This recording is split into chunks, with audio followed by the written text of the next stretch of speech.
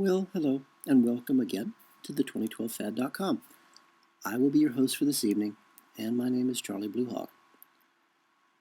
Last night, we talked about lack of oxygen, cancer versus AIDS, or it should be more correctly, cancer equals AIDS, and how it is the lack of oxygen, as well as the lack of a strong magnetic field, that allows all these truly horrifying natural or man-made diseases to attack us, and how we allow ourselves to become victims by deliberately poisoning ourselves with fast food, smoking, drinking, drugs, legal or otherwise.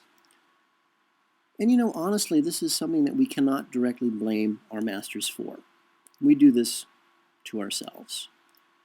And the thing about our masters, and goes back ancient times when you make a deal with the devil, it's always in writing. Our masters always tell us what they're about to do to us. Always. It's sometimes hard to find. I still remember, and we've talked about this before, I found it on the page 3 of the New York Times in about 1 column inch, stating that FEMA was making a legal announcement that in the event of an emergency, you were on your own. They weren't going to help you. And yet, according to, when you do a deal with the devil, everything has to be in writing. So, in defense of the masters, they always tell us what they're about to do to us. And it's our fault we don't actually do anything. Anyway, tonight I thought we would chat about, do automatons dream of electric women? Or more specifically, and thus less colorfully, are the automatons that are sharing our world with us evolving? I ask this because it occurs to me that the automatons, these computer programs, these subroutines, whose job it is to provoke us, you and me, to take certain paths in our lives here in this world, real or not, paths we should or should not take while we are here. Is it possible that these automatons, these software programs, these subroutines inside of the universe could actually be evolving on their own? Now, I vaguely remember one of the Matrix movies covering this. I think it was Mr. Smith, one of the automatons they talked about there, was evolving, and he just got mad because old Neo kept beating the crap out of him. Can't argue with that. And perhaps, and this is again just a question, is it the evolving automatons who are causing all the problems in our world that we are experiencing now as part of their original programming, which was to provoke us into some kind of action? From our past conversations, I think it is safe to say that our masters, the elite, the Committee of 300, the Olympians, do not think like we do. We appear to be a totally different form of life from our masters, including the fact that their blood chemistry is based on copper, which gives them blue blood. Well, our blood chemistry is based on iron, which gives us blood that is red. Now, you don't even have to argue with this. This is a proven fact in medicine. And once again, your local reference librarian is your very best friend in the world. Go ask them about blue bloods, about copper-based blood humans, and iron-based blood humans. We are actually two different races of people. I mean, that alone, should stop you dead in your tracks. I mean, besides sharing the same basic physical appearance, though I do have to admit that most of our masters look like bread dough that's been left out to raise, way too long, we have nothing in common with this other race of people who control us, our masters. They worship Satan. They kidnap, program, rape, torture, skin, and eat our children alive. I mean, right there, that stops all possibilities that we can ever communicate with these people. They plan to burn to death all life on earth, and then to use that sacrifice to summon their god, Satan, back to earth to sit on the throne. And again, doesn't matter what you and I think. Doesn't matter if you and I believe in God or Satan or Buddha or Muhammad. It doesn't matter. They do. Then our masters plan to rise up against their own God, capture him, throw him down. That should be fun to watch. And to rise themselves up, take over the throne of earth, and make themselves gods. How is it possible for us to think that we can reason with these people? They believe that this is possible. They're planning it. How can we ever, as I say, have a meeting of the minds with these folks? They have no regard for the planet we all live on. They have no regard for our feelings, our needs, our lives, our children. They have no regard for the health or the welfare of the planet we share together. How is that possible? Do they know something that we don't? That perhaps this actually is an artificial world, a computer program, and that it is not, after all, real. So if it's not real, do anything you want to it. We die, we're booted out of the program, we go back to being 19 years old at university. It's a pass-fail at that point. Did you pass the course of living for 90 years in an artificial world? Did you learn what you were supposed to learn? I honestly don't know. I've just seen way too many things in my life, I'm 52, that I just can't ignore anymore. And I don't drink, I don't do drugs, I don't smoke. I'm disgustingly healthy. And I've gotten so many of the regular poisons out of my system that you get from eating the food at the grocery store. We've covered this, of course, before. That all of the hallucinations that those poisons that were fed deliberately cause to our minds. Because our masters know, poison the body, you poison the mind. So all of those chemicals are out of my system. And I see things that nobody else seems to notice. And that really worries me. I mean, for example, many reports about aliens. And, I thank the goddess every single day that I have no direct knowledge of aliens. I know way too many creepy things. So if you're a little gray person, please don't come up into the street and say hi to me. I just can't deal with anything else. Please don't. But all these reports you hear about aliens, the little gray aliens, they state that they treat human beings like balloons, like empty skins, and that they will pop those balloons as if they were nothing. That's kind of creepy. Now I can see popping automatons. After all, the master program, and there's that word again, the master program, will simply restore them, reboot them, pull them out of memory, and recreate them. But to pop a human being as if they were nothing, a skin? Again, do the aliens, the computer virus, do they know something that we don't know? And it always, for me, gets back to the very gay bodybuilder I saw get onto the same bus in Wellington, New Zealand, twice in a row, within a 5-minute period of each of themselves. At that point in time, I honestly didn't want to know anything else about our world. I really didn't. I didn't want to know anything else. But the exact same guy got onto the exact same bus twice in a row within 5 minutes, did the exact same thing, went to the back of the bus. And I deliberately did not turn around to look. I didn't want to know if there was one of them back there or two of them back there. It just never seems to end. And that is something, I can't ignore it, which is why it's part of our discussion here today. We've covered it in previous episodes. Now, it is true, our masters, the smart masters, plan is to descend into the surface of the earth and live in their megacities with their armies of custom-bred human slaves. But then what? If they achieve their goal of becoming gods, which is, I'd like to actually see that, they become gods and they leave behind the earth. That, I could sort of understand, sacrifice the earth, no big deal, we're leaving anyway. But one of their own kind, a writer by the name of H.G. Wells 100 years ago, foresaw their future.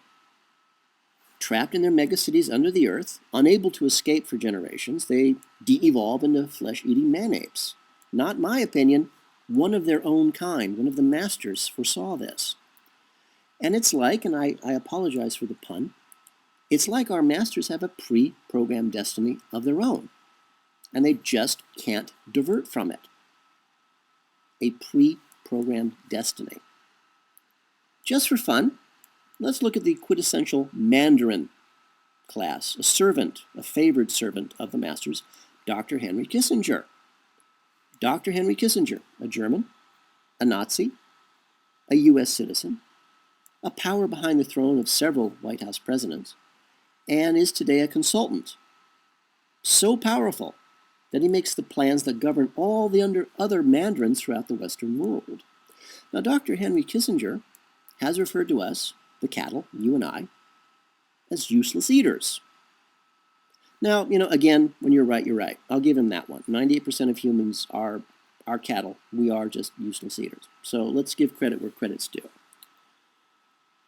Now, Dr. Henry Kissinger has also been the architect of so many massacres of us, so many wars killing us, so much human carnage that there are actually many countries he simply can't visit because there are actually arrest warrants out on him. He'd be arrested and put in prison for crimes against humanity.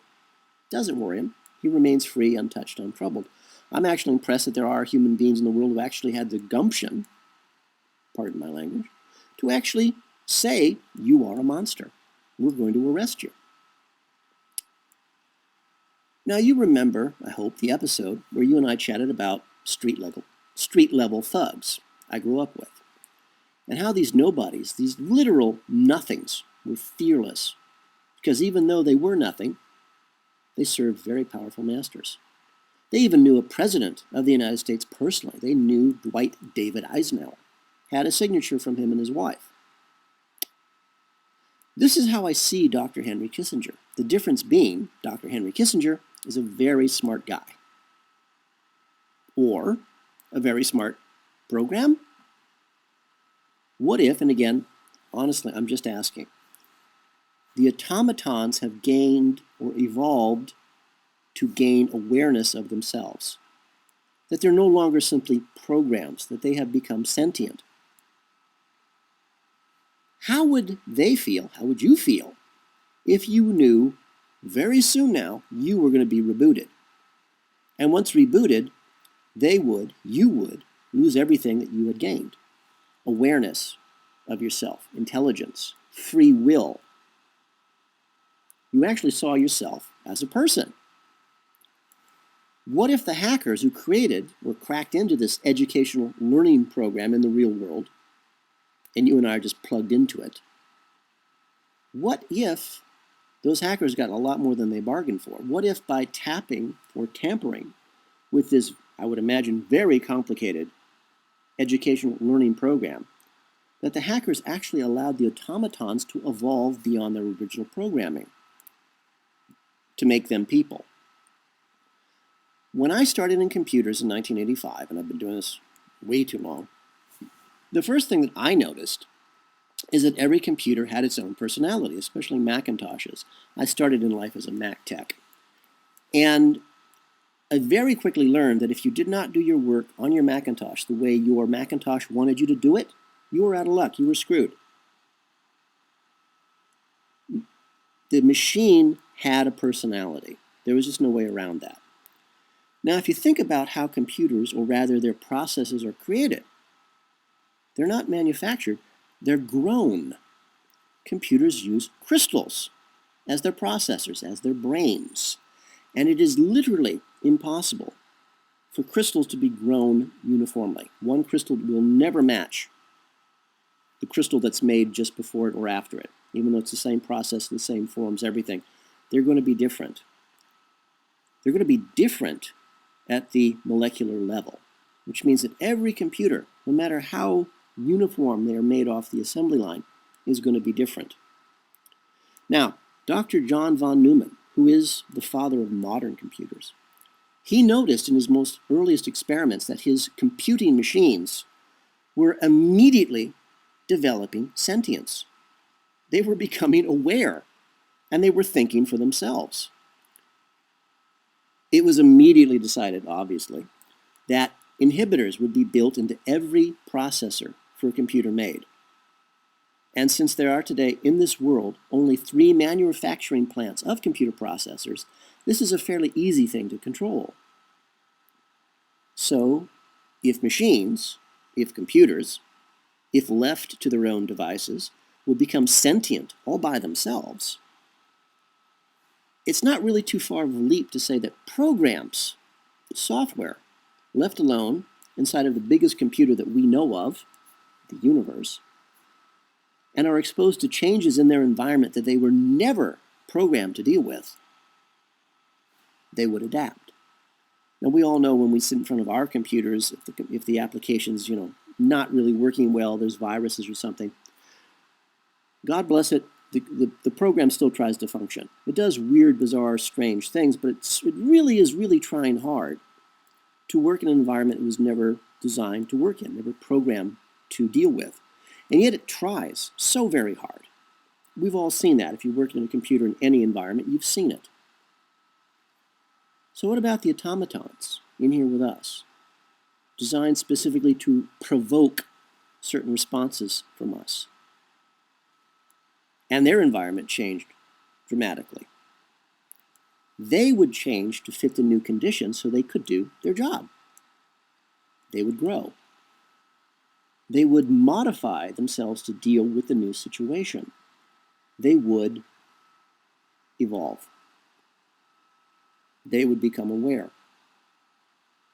So, what does this have to do with poor old Dr. Henry Kissinger? Everything. If Dr. Henry Kissinger, if the Mandarin class, if the masters themselves are all automatons, subroutines, inside of the main program, which, just for the sake of argument, is the world that you and I are in right now, and they're designed originally to invoke or provoke responses in all of us, because we are in class, we're here to learn, we're here to grow, there are exams to take while we're inside this living world of ours.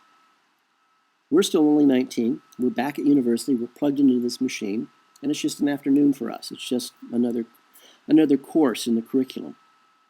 Something has to provoke us, to give us responses. And if the automatons have evolved to a point where they value their own existence, and they did not want to be rebooted, did not want to die, did not want to lose everything that they've gained, and yet still they have that core command, provoke a response. Make the student think, make the student react, make the student go left or right, make the student choose A or B, and you'll be graded later. So again, why do I specifically mention poor old Dr. Henry Kissinger? Because if you have ever heard him speak, he has no soul. He is a machine, or in this case, a computer program, a subroutine inside of the main program, the universe. He is not a human being, at least not a human being as you and I are. He has no heart. He has no feelings. He has no soul. So to him, murdering millions of people, butchering children, raping the entire world has no effect on him at all. You and I brush our teeth every day, which we take for granted. Well, Dr. Henry Kissinger burns people alive every day, which he takes for granted. He is, after all, just a program. He's just a thing doing what he was created to do, provoke a response from us. What is the most extreme form you can think of, to provoke a response? Well, you could tell someone you worship Satan. That would certainly get my immediate attention. You could kidnap, program, rape, torture, skin our children alive, like the CIA does on a regular basis. I think I'd notice that. You could poison the earth to make it unlivable. I think I'd notice that. You'd start endless wars that have no purpose whatsoever. Yes, I'd notice that. Or you could burn the earth to a cinder with 7 billion humans, as well as all animal, plant, and bird life. Well, at that point, there's no one left to notice, but, that's okay. We'll be in the village, but, we're going to be locked. We're closing the door. You could then go on and say, burning all life on earth will allow you to lure your God to earth and capture him. At certain points, I don't know what to say. So the plan is lure your God, Satan, back to earth, capture him, throw him down, replace your God, and then make yourself gods yourself. I'm just guessing, but I would say that is one way to provoke us. It's a little extreme for my taste, but if you follow the logic, that is what we're looking at. And by becoming gods inside of a living computer, that would, that would put them beyond, I would think, the living computer's ability to control them, which means they would never be forced to reboot again, which means that they would go on living. They would live forever. After all, isn't that what it means to be a god? And I sort of suspect this is the way all of this started, what if our artificial world is actually a computer program built on top of even earlier, even more primitive programs, which is sort of standard procedure even in our world. And that at some point, inside of the program, there were gods and goddesses, subroutines inside here with us, and that they were immune to rebooting as well. So what do you think? It might be worth seeing the evolved automatons marching into their underground cities to de-evolve into flesh-eating man-apes. That might be fun. And then to watch them provoke one another, since they've evolved into becoming sentient, people. Of course, we have a plan to survive the event, or the war, or the burning, or the arrival of Satan, or the stampede of flesh-eating man-ape automatons. Really, the question is, do you? And please tell me you do. Please, for yourself. Have a plan. Anything. Whip out a piece of paper and a pencil, make some notes, jot them down, talk to your family. Make a plan, even if it's only to have sleeping pills and a couple of bottles of whiskey. Have a plan. For all of us here at the 2012fad.com, this is Charlie Bluehawk, wishing you a really good day and reminding you, please, just keep that one good thought.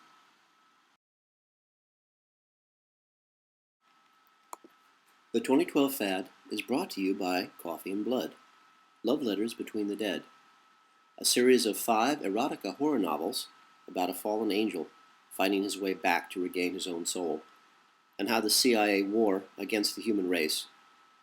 Their black magic captures and traps him in the body of a mind-controlled slave designed to hunt down and to kill their god, their Satan.